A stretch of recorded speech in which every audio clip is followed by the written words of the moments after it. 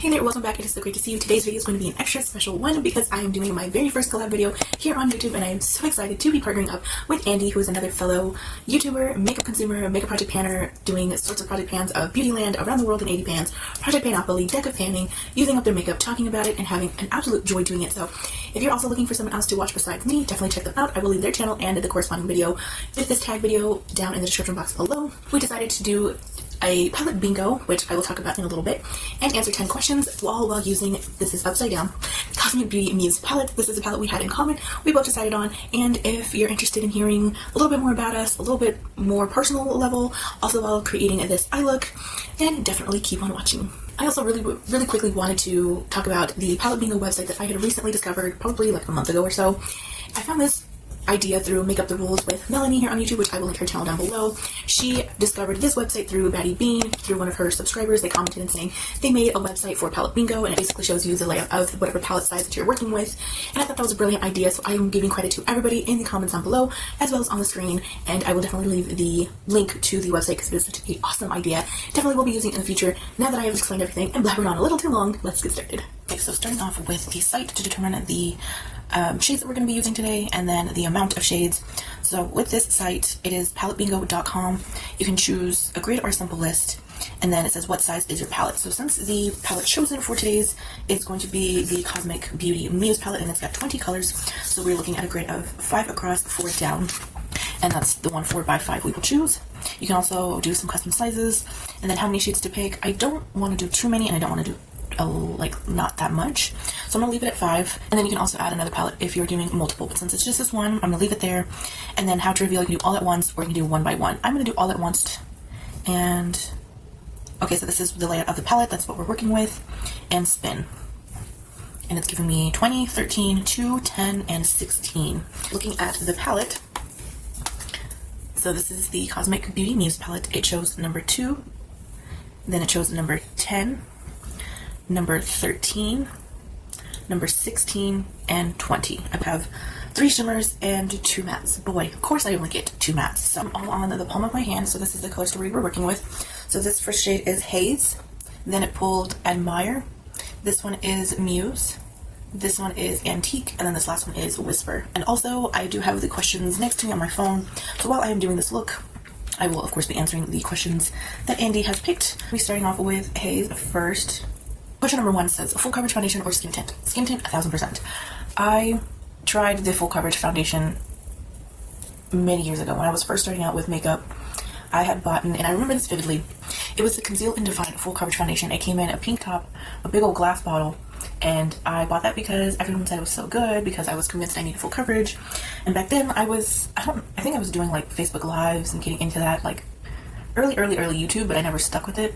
So I was convinced back then that full coverage was what I needed. And then it eventually hit me and I said, this is too heavy, this looks terrible, and I don't need it.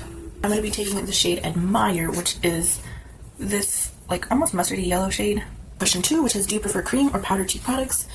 And if y'all don't know me by now, I am a cream and liquid lover and user through and through ever since discovering it. So cream products, 1000%. Also convinced back then that I needed to set my face, being that I was, well, not was, I still am to this day, dry skin, something that I still deal with.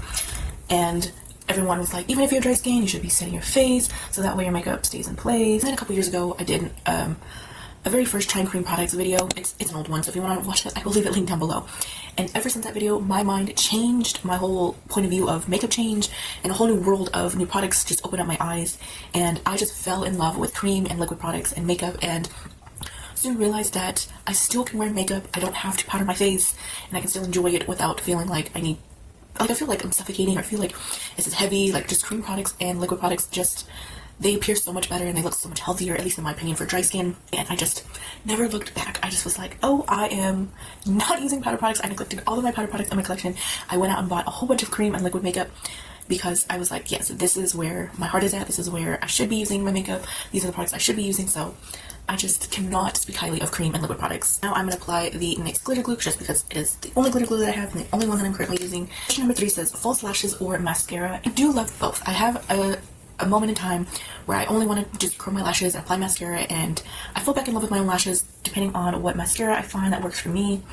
And then I do enjoy false lashes just because they're so fun to play with. They really amp up the look.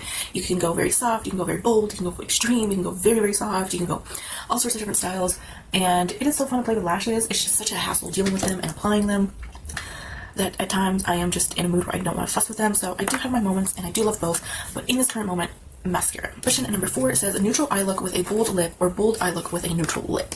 And I have answered this probably twice before now. I don't know if those videos are up, but I mentioned them in one being the colorful makeup tag, 2 being the makeup habits tag, and I will answer here again. I always choose a bold eye look with a neutral lip. I love having my eyes speak for me. I love playing with color here. I love doing all sorts of crazy attention things here on the eyes. That is what I spend the most time with, and my lips couldn't care less. It could go nude, it could go blank, it could go simple, but I love my nude lips too. So bold eye look, nude lip, I am a happy girl. Question number 5 says beauty blender or face brush, and I have to say face brush. Now I do enjoy beauty blender here and there. When I first started, beauty blenders, I don't think that they were that popular. I think in a couple of years of me going on YouTube and learning about makeup, it became more popular. So there is a time and place for both. It's just now I just love brushes. I don't know, I have building a large collection of brushes, and I have been over the years and have been lately, but I have a love for both. It's just in this current state of my makeup routine and my feeling and my moods, face brushes is where it's at. The question number 6 says favorite makeup artist or artists, and to be quite honest, I don't follow much makeup artists or many makeup artists in general.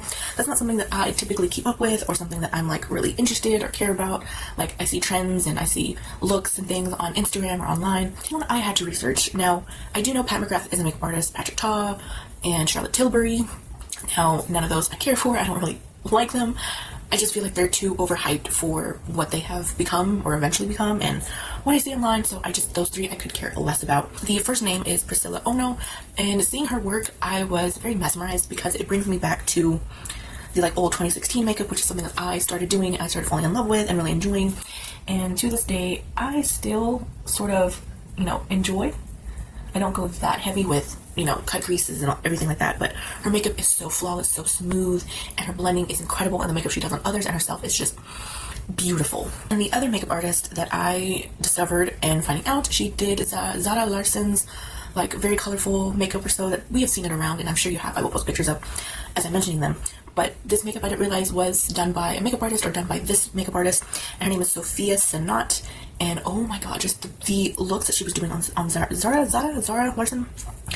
The color, the extravagance, the dramatic, the drama, like it is beautiful. And question number 7 says, has your opinion about makeup in general or the makeup community changed since you started doing makeup? And 1000% yes. My opinion on makeup in general has changed a butt ton. I think back then, normalizing having a collection, having extensive amounts of makeup and all these drawers and this big fancy room of makeup and having like basically the whole store at home, something that I was in a period whenever I started my makeup was the point in time of makeup that I discovered and I aspired to be.